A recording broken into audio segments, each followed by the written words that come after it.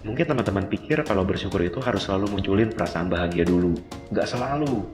Kalau bersyukur saat kejadian baik sih jauh lebih gampang, karena kita bisa tunjukkan rasa syukur dengan memunculkan rasa bahagia. Tapi kalau bersyukur atas kejadian buruk, caranya nggak gitu.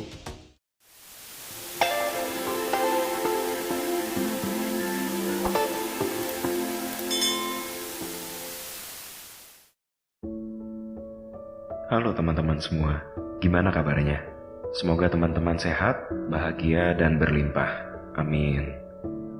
Dalam sesi kali ini, Hujan Motivasi Channel ingin berbagi ilmu yang sangat emas, yaitu hukum tarik-menarik, atau Law of Attraction, atau disingkat LOA. Saya coba rangkum intisari ilmu LOA dalam video ini supaya bisa mudah dimengerti dan langsung dipraktekkan. Teman-teman juga boleh mampir ke shorts YouTube saya, karena saya juga merangkum ilmu LOA secara harian ke dalam bentuk shorts. Oke, ilmu LOA ini dulunya adalah sebuah rahasia, tertutup dan tidak boleh diketahui khalayak ramai. Kenapa kok bisa gitu? Karena keilmuan ini bisa membuat orang mendapatkan keinginannya dengan mudah.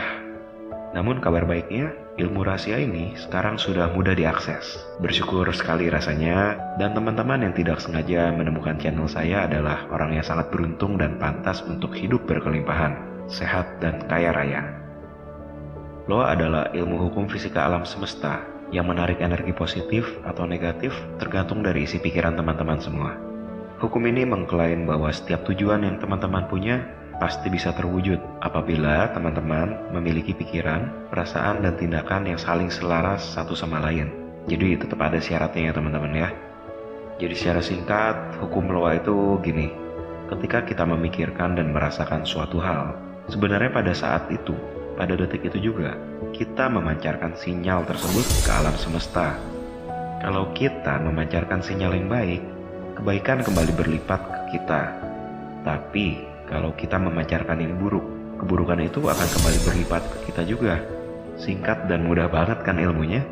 Jadi tugas teman-teman yang mau mempraktekkan LOA, pertama-tama perlu memperhatikan dengan baik pikiran dan perasaan yang teman-teman miliki setiap saat. Setiap saat ya, supaya getaran yang teman-teman pancarkan ke alam semesta selalu sinyal yang baik. Kedengarannya susah banget ya, dan buat orang-orang yang masih awam mungkin akan bilang ilmu ini nih aneh banget gitu, dan di luar nalar.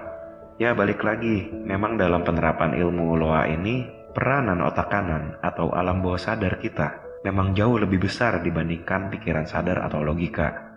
Jadi agak sulit nih kalau kita menerapin ilmu ini tapi pakai logika nih. Oke, pikiran sadar dan bawah sadar. Jadi pikiran sadar itu isinya segala logika, pemikiran, dan akal.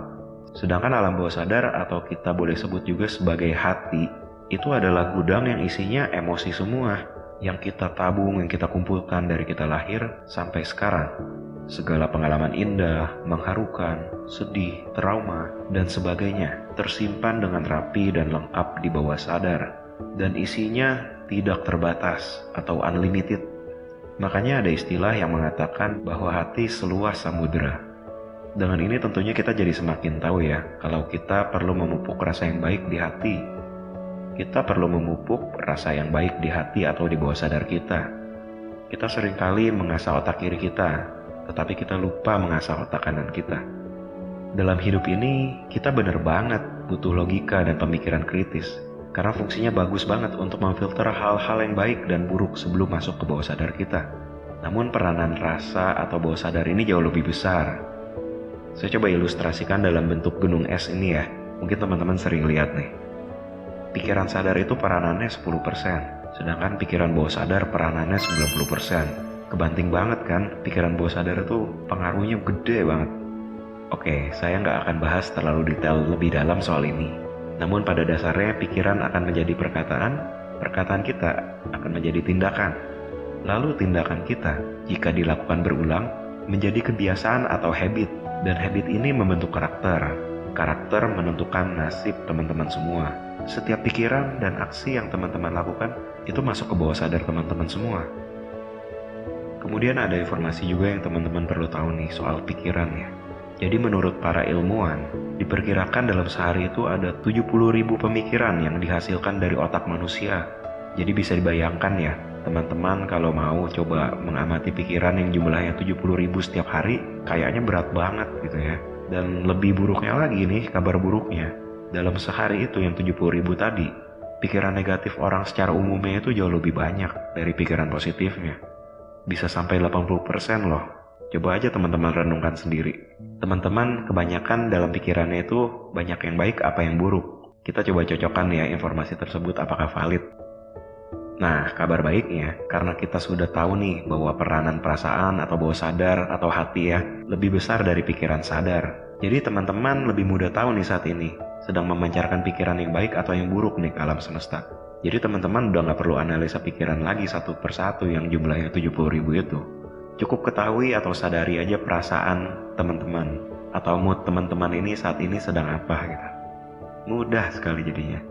Kalau ternyata setelah dilihat-lihat nih moodnya nih, rasanya nih lagi nggak enak, atau ternyata rasanya lagi ngeluhin sesuatu terus nih, atau rasanya insecure, atau jenuh, atau takut yang berlebihan ya nggak jelas gitu, atau mungkin teman-teman setelah dirasa-rasa gitu ternyata lagi pusing mikirin tagihan misalnya. Itulah sinyal negatif yang teman-teman pancarkan ke alam semesta. Mengenaskan ya, tapi memang begitulah keadaannya. Nah, kalau kita udah tahu nih, ternyata pikiran kita banyak yang negatif, kita tahu dari perasaan kita yang gak enak, kita perlu mengganti perasaan itu ke perasaan yang positif. Mas, ngomongnya gampang kalau lagi negatif ganti ke positif. Kenyataannya kan gak segampang itu kan mas. Kan tagihan saya gak bisa dilunasin pakai pikiran gitu, harus usaha. Ya, saya paham banget dan mengerti banget bahwa teman-teman pasti punya masalah yang beragam nih dalam hidup. Balik lagi nih, kalau bawah sadarnya bermasalah, mau melakukan apapun pasti sulit deh.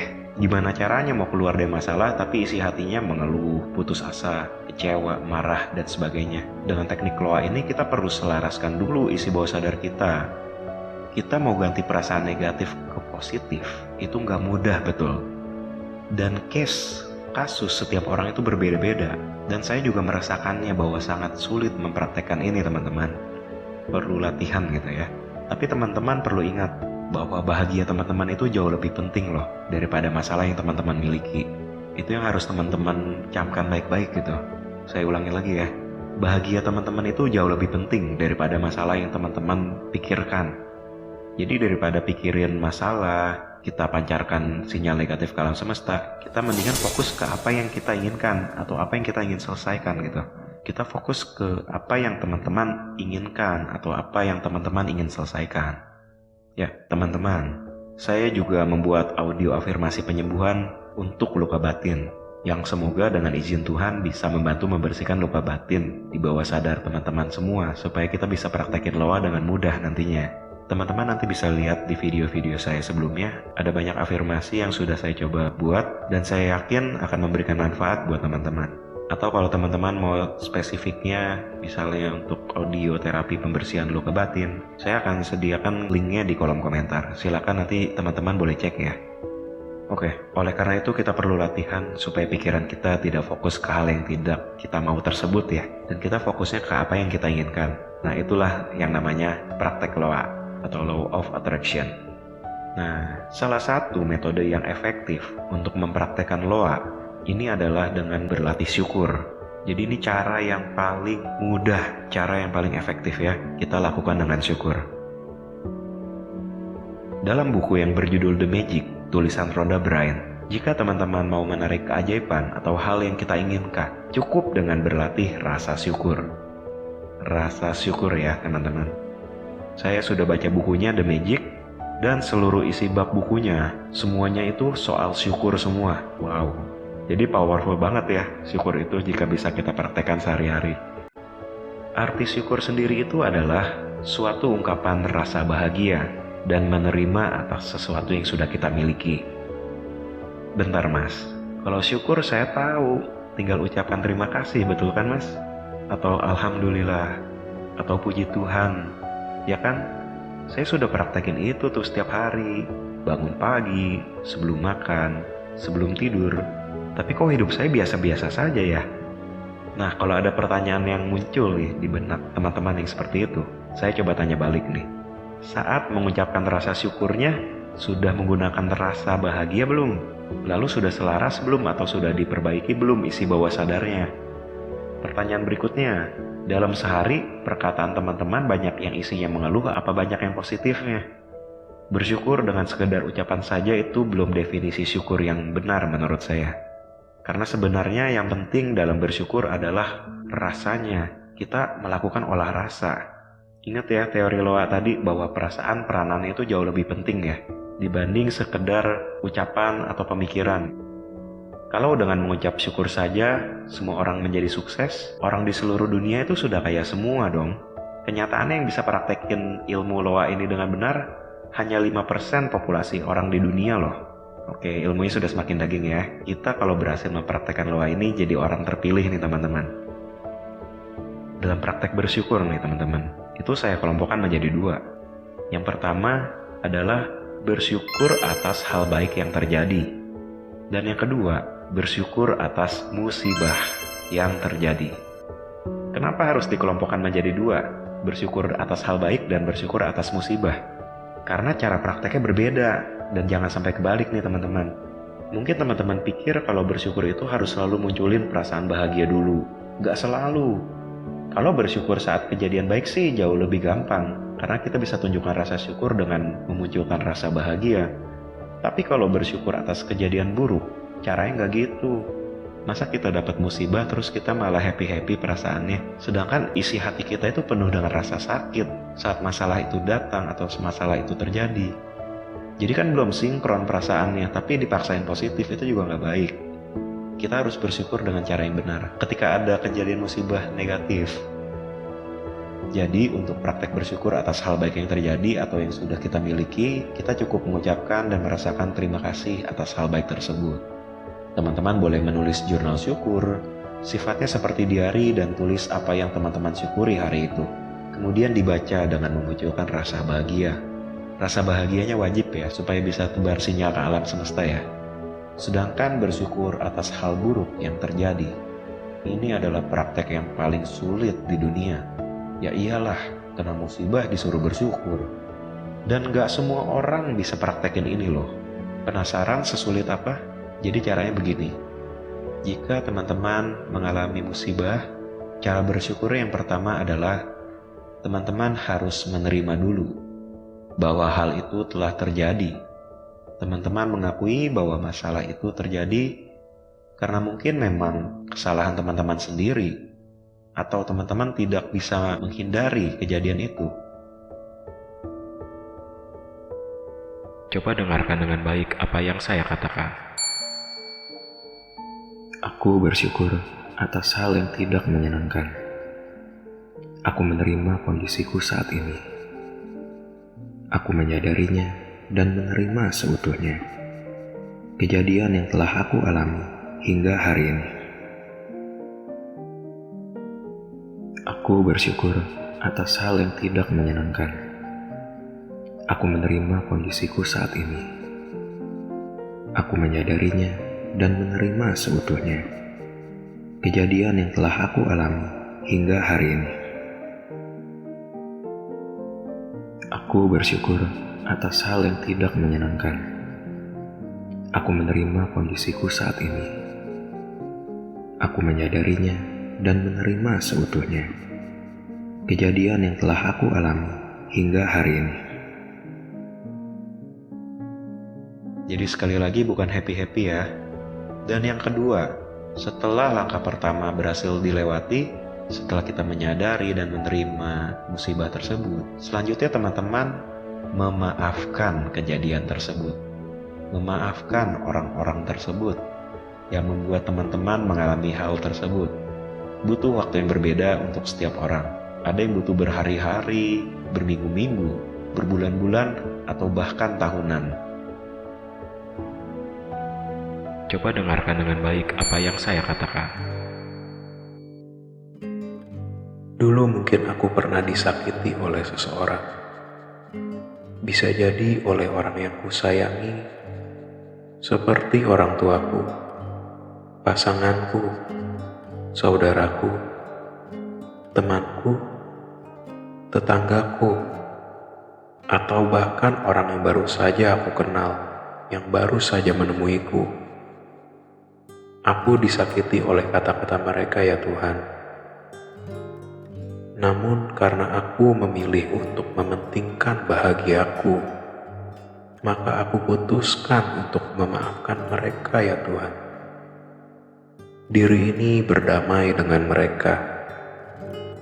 Sekarang aku sadar bahwa tidak ada pentingnya aku membenci mereka, karena justru akan membuat luka ini semakin dalam. Maka detik ini aku memutuskan untuk memaafkan siapapun mereka, walaupun mereka yang salah terhadap diriku. Aku lebih memilih untuk memaafkan mereka, kalaupun aku yang berbuat salah kepada orang lain, yang membuat mereka merasa sakit. Tulus dalam hati ini, melalui ikatan batin ini kepada mereka, aku ingin minta maaf kepada mereka ya Tuhan. Sampaikanlah energi maafku ini pada batin mereka ya Tuhan. Ya Tuhan, aku ingin bahagia tanpa harus membenci atau melukai siapapun. Aku tahu ya Tuhan, aku sulit untuk maju dan sukses karena masih ada benci, masih ada dendam, iri, dengki dalam hati ini ya Tuhan. Doaku tak terdengar oleh-Mu ketika dendam ini belum hilang. Bantulah aku ya Tuhan. Mohon bantu aku supaya hatiku bersih. Masukkanlah energi maaf dalam diriku ini ya Tuhan. Aku siap dan aku pantas untuk menerima doaku dan segala yang aku inginkan. Karena Engkau Maha Kaya, Maha Pemberi, Maha Pemurah, Maha Pemaaf. Dengan memaafkan, membuang luka batin, dan menggantinya dengan kebahagiaan, aku relakan dan melepas semua rasa tersebut, baik yang kusadari maupun yang tidak, bagi yang bisa kuucapkan maupun yang tidak. Aku relakan dan melepas semua rasa negatif tersebut, baik yang kusadari maupun yang tidak, bagi yang bisa kuucapkan maupun yang tidak. Selain memaafkan mereka, aku juga mendoakan mereka yang telah menyakiti diriku. Berikanlah kebahagiaan kepada mereka, karena kalau aku pantas mendapatkan bahagia, maka mereka juga pantas mendapatkan bahagia. Kalau aku pantas mendapatkan doa-doaku, mereka yang telah menyakitiku juga pantas untuk mendapatkan apa yang mereka inginkan. Dengan aku mendoakan mereka, mungkin hati mereka menjadi lebih lembut, iba, dan damai. Nah, gimana teman-teman? Mudah apa mudah nih? Memaafkan orang atau sebuah kejadian yang kayaknya berat banget, itu nggak mudah loh. Saya paham banget, tapi kabar baiknya gini teman-teman. Kita sebenarnya tidak perlu memaafkan mereka atau mengucapkan langsung kepada mereka loh. Tapi memaafkan itu pengertiannya adalah cukup melepaskan perasaan buruk dan merelakannya dari hati kita. Nah, itu adalah bentuk rasa syukurnya ya. Kalau andai kata teman-teman ketemu orangnya atau ingat kejadiannya, kalau teman-teman udah bisa merelakan dan melepas, kita tetap bisa ambil sikap terhadap orang atau kejadian itu. Tapi sudah tidak ada lagi perasaan negatifnya, itu yang penting. Itu yang namanya praktek loa sejati. Dan Anda naik level, vibrasi Anda naik jauh lebih baik, aura Anda lebih terang, lebih bersinar, dan Anda menjadi populasi 5% orang di dunia. Teman-teman, jadi kita memaafkan itu bukan untuk kejadian atau orang yang menyakiti kita ya, melainkan untuk kebahagiaan diri teman-teman sendiri. Kenangannya pasti ada, tapi rasanya itu yang tidak boleh dipendam. Kadang-kadang kan kita sudah mengucapkan nih bahwa kita sudah memaafkan, tapi kok di hati masih ada luka ya, masih ada gondok ya, padahal udah saya maafkan. Wah, itu belum memaafkan namanya. jadi praktekin lagi. Teman-teman bisa cek video-video saya sebelumnya, saya sudah menyiapkan audio afirmasi atau terapi untuk luka batin ya teman-teman. Teman-teman boleh dengarkan, linknya akan saya bagi di kolom komentar. Oke, jadi cara syukur yang kedua ini adalah dengan menerima atau mengakui kejadiannya, kemudian melepaskan dan mengikhlaskannya.